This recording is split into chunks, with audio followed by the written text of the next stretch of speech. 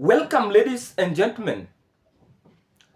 Now, Nyoro and Babu Owino are two leaders to observe in this country. These two members of parliament who once worked best with their political parties changed abruptly from working with their political parties, and now they are on the ground preaching the gospel of work to their people. Now, Ndindi Nyoro, who is the member of parliament of Kiharu constituency, was once in good relations with their political party, where he was the closest ally of their political leader or their political party leader. But after Rigathi Gachagwa's impeachment, if you've been very keen following Ndindi Nyoro, you'll have realized that Ndindi Nyoro had made some steps behind, leaving their political party, that was UDA, and now is working better than even their political party and is performing better than even the president. When we were campaigning and I had a chance even to come here to sell our agenda, I think the party wholesome is the one that has deviated from what we were to do. I've spoken on several things, but the primary ones is around the economy. We told Kenyans that we are not going to borrow the kind of money we are borrowing now, that we'd go through on borrowing, because for sustainable development, it's not just about spending now, but also about the future of our economy. Also, we were to give education the primacy it deserves. I don't think now that party is doing what we sold to the Kenyan people.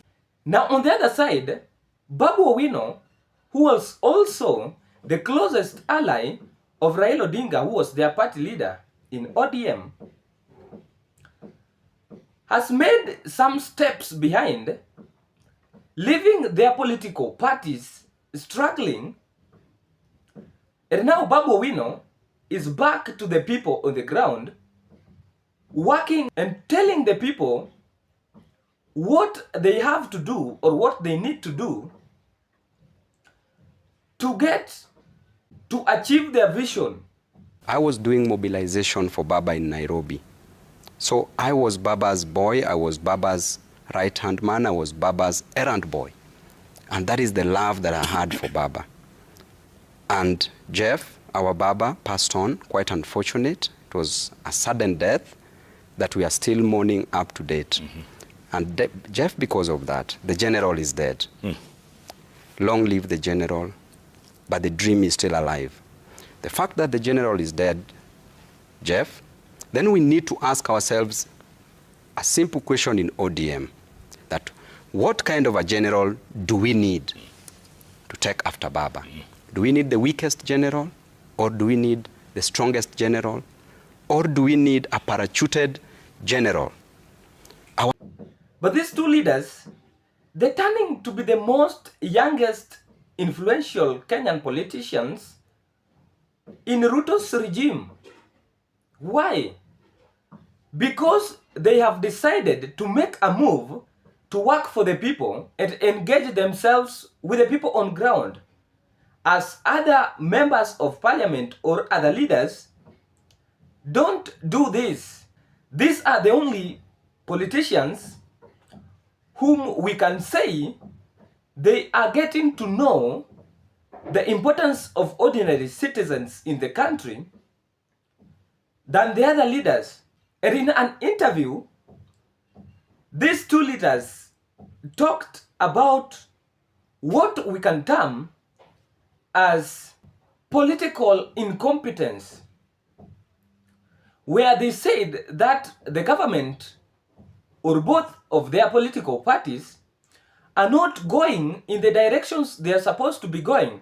And during their campaigns, they used to preach some gospels that if they get to check back to what they told the people, they feel like they are betraying their people.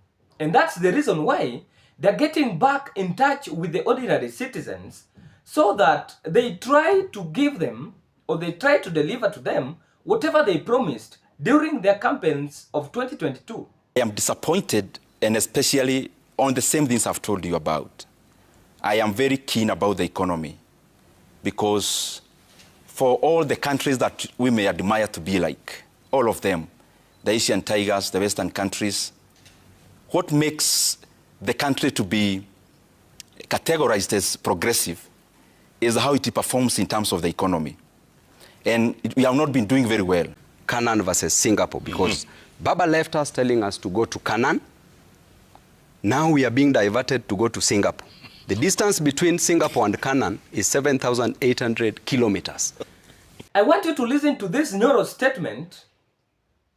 And from this statement, I want us to get some clear reasons why Kenya cannot get to the level of Singapore. Even though Singapore is smaller than Kenya in size and population as well, they still cannot get to that level of Singapore.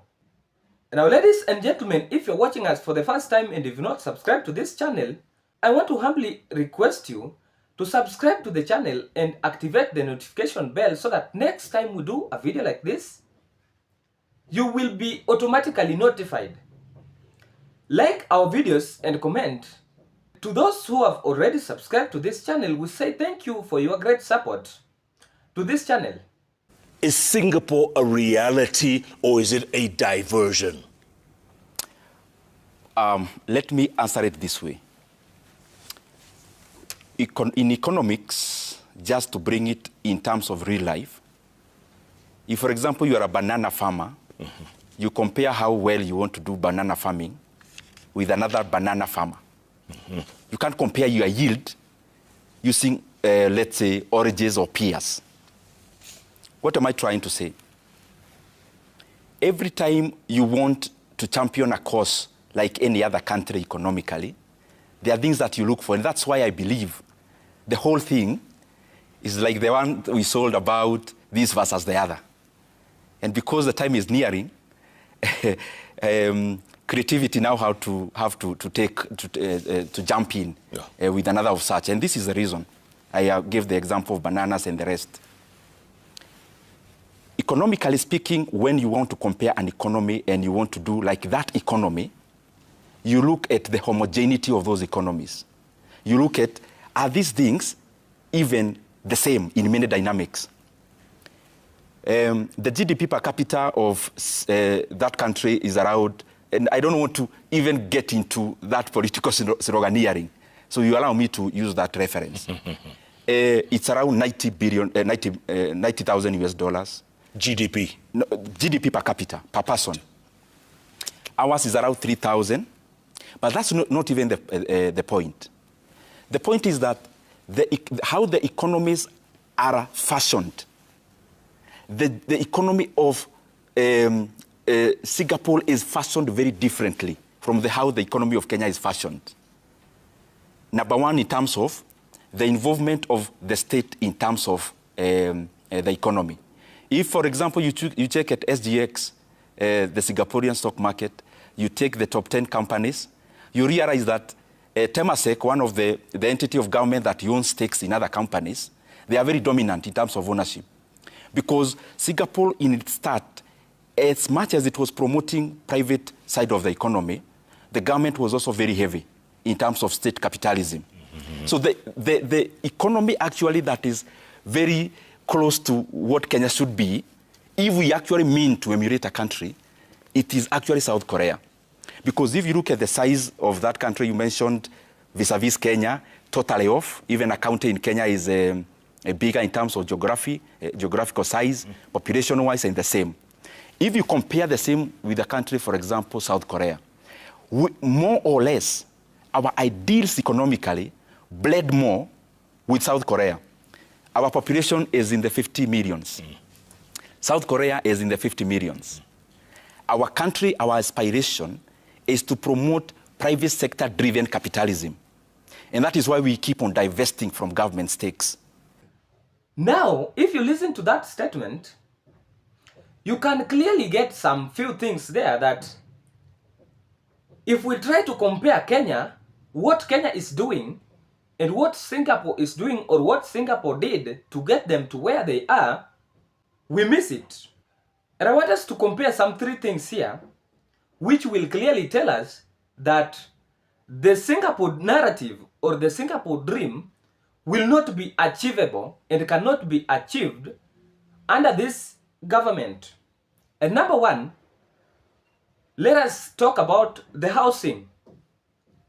Now, in our country, we have what we call the housing levy tax relief that cuts 1.5% of gross salary of employees or employers, and it is used to build what we call affordable housing, which is meant to eradicate slums in towns. Yet the so-called affordable houses come out to be more expensive than even the ordinary rental houses we are living in.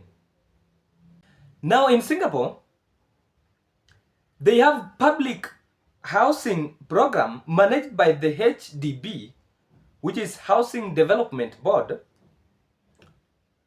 And this program provides affordable home ownership focused housing for over 80% of the residents of Singapore. This Housing Development Board is their national authority building and managing public housing. So wanajenga nyumba wakiuzia wananchi. And this is how it beats down Kenya. This authority gives financial assistance to citizens where extensive grants for first-time buyers, including enhanced housing grant and proximity housing grant, is offered, significantly reducing the cost of these houses to the residents. Sasa hapa ndo ile unaona, we have our affordable houses. Yes, they've been built. They are good, yes. But we can't get into them, reason being that they have deposit and monthly rent that the ordinary citizen cannot afford.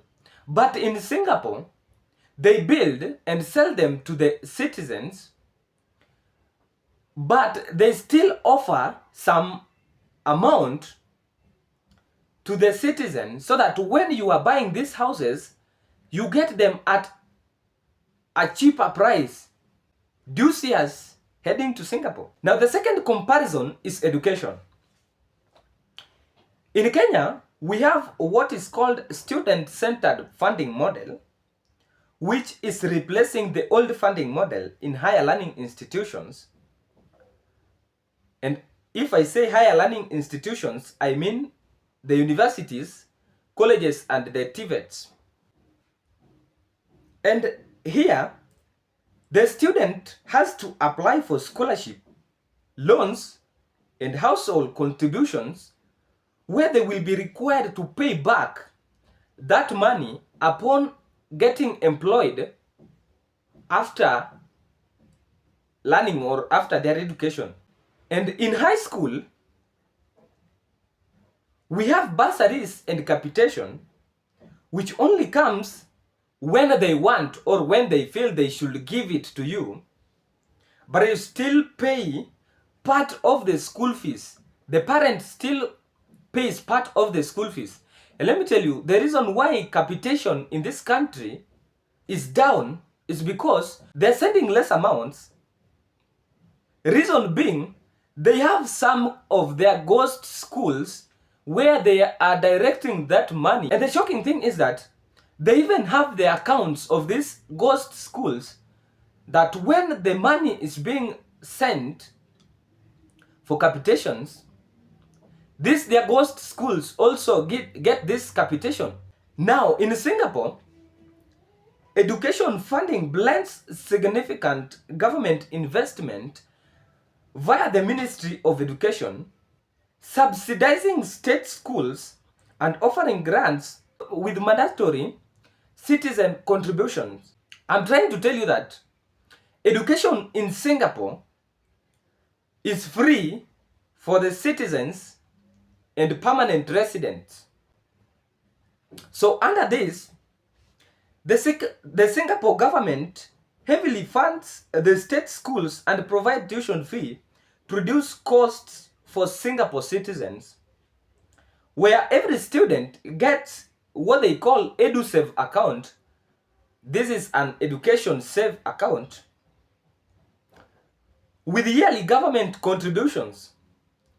So this account is where the Singapore government sends the money or their contribution to this student in their account. Now, leave alone that EduSave account. They have financial assistance for lower income families. Now, this money is what caters for school fee, the school uniforms, textbooks, and even meals for the students. Now, our third and the last comparison here on if Kenya is going to get to Singapore is health. And in Kenya, we have SHA, the Social Health Authority, which we are told provides universal health care to the citizens, and it collects 2.75% of salary of employed people.